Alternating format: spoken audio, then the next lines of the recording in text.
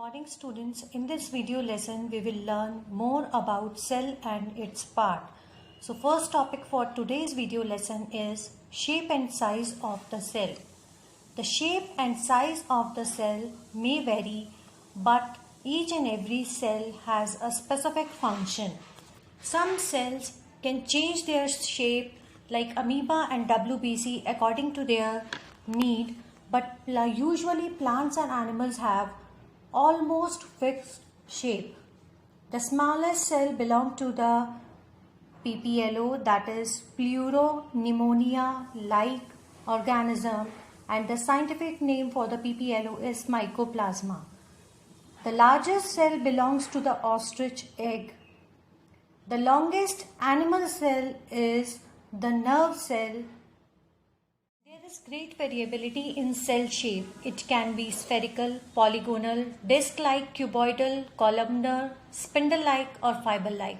Generally, cells are spherical in shape, but in multicellular form, due to the pressure, the shape becomes to the polyhedral. In plants, as cells have cell wall in them, the shape of the cell appears to be hexagonal or polygonal. Cells sometimes change their shape because of the function as amoeba and leukocytes, which are WBC, while animal cells tend to have irregular shape, but plant cells are typical rectangular or cube shape. The question is, why are cells so small or microscopic in nature? In order to survive, cell must constantly interact with their outside environment and can grow up to a certain size. If the cell grow beyond a certain limit, the enough material will not be able to cross the membrane and to accommodate with the increased cellular volume. The reason why the cell can grow only up to a certain limit is the ratio of their surface area to the volume. Surface area is basically the area which is present outside the cell and is known as plasma membrane. The volume is how much the space is present inside the cell. So the ratio is what? The surface area divided by the volume. If the surface area to the volume ratio is smaller, the cell is very big. And if the ratio is big, the cell is small. Next topic is types of cell. On the basis of structural organization of the nucleus, Dorothy in 1957 classified the cells into prokaryotic and eukaryotic. Here, pro means the primitive and karyon means the nucleus. Karyon is the scientific term which is used for the nucleus. And eukaryotic means true or well developed, and again the karyon means the nucleus. The cell which possess a primitive type of nucleus devoid of nuclear membrane, that means the nuclear membrane is absent, those type of cells are called as prokaryotic cells. On the other hand, eukaryotic cells are those cells which has a true well developed nucleus having a particular set of chromosome and nuclear membrane. Dodge et al. In 1966 proposed a third type of nucleus or the cell which is called as mesokaryotic cell and can be placed between the prokaryotic cells and the eukaryotic cells. Now, what is the difference between prokaryotic and eukaryotic cells? In prokaryotic cell, the size of the cell is very small. It ranges from 1 to 10 mu micron. But in eukaryotic cell, the size of the cell is larger as compared to the prokaryotic cell, which ranges from 5 to 100 mu micron. In prokaryotic cells, organized nucleus is absent, which is present and well developed in case of eukaryotic cell. In prokaryotic cell, a single DNA molecule is present suspended in the cytoplasm as the nuclear membrane and nucleolus is absent. But a well organized nucleus is present in the eukaryotic cell with nuclear membrane as well as the nucleolus is present and the several DNA molecules are present in it. In prokaryotic cell, membrane bound cell organelles means the cell organelles which are having the particular membrane are absent. But in eukaryotic or well developed cells, membrane bound cell organelles are present. A typical vacuole is absent in prokaryotic cell while it is present in eukaryotic cell. Type of division like mitosis is absent in prokaryotic but it is present in eukaryotic cell. The example of prokaryotic cells are bacteria and cyanobacteria, whereas the example of eukaryotic cell are plants, animal and fungi. On the basis of number of cells present, the organism can be divided into unicellular and multicellular. Unicellular organisms are those organisms in which the whole body is made up of single cell, and single cell is able to perform all the necessary processes which are essential for the survival of living organism like respiration, excretion, growth and reproduction.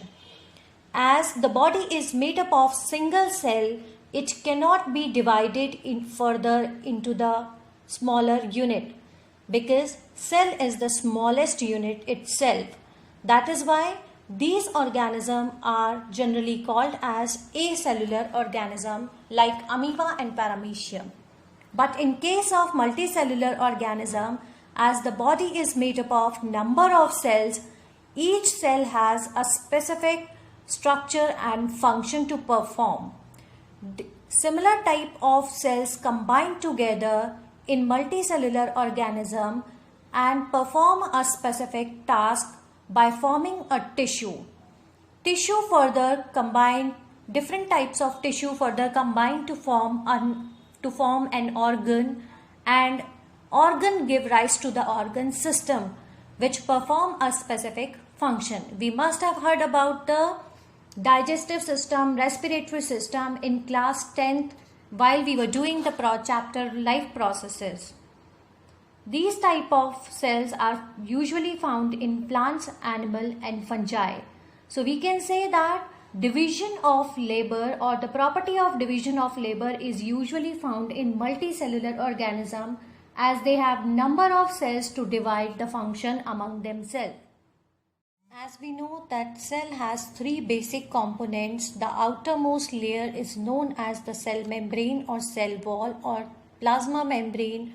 The central portion of the cell is occupied by nucleus, which is the control center of the cell, and between the nucleus and the cell wall there is a jelly-like structure known as cytoplasm.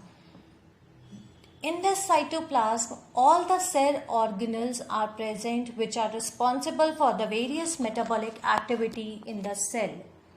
So we will study about each and every component of cell in detail from outside to inside. So we are going to move from outside to inside. So first of all, we will study about the outermost layer which is known as cell wall. Cell wall is basically rigid, semi-elastic, semi-transparent and protective covering which is present outside the plasma membrane in plant cell, fungi and prokaryotes. It is made up of cellulose in plants and chitin in fungi. During the secondary growth of the plant or the cell, extra deposition of lignin, suberin and cutin may take place on the cell wall. A cementing layer called middle lamella is present between the walls of two adjacent cells. Cell wall also possess small pores which are known as plasmodesmata and are responsible for making the connection of the cell with its adjacent cells. Now, what is the role of the cell wall in plant? Number one, it provides shape to the cell. Second, it provides mechanical strength to the plant. Third is, it protects the plant against the foreign particle and the mechanical or the outside injury that take place. Fourth, the growth of the cell wall determines the growth of the cell.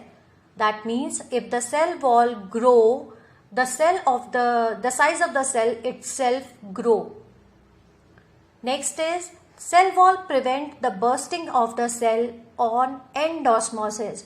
Endosmosis is one of the type of osmosis in which the movement of the water take place inside the cell. So if the water is moving inside the cell, there are the chances of bursting of the cell, which is prevented by the presence of the cell wall in plant. Cell wall has the ability to fight against the variation or the changes that is taking place in the nature and prevent the plant from the outside changes in the environment.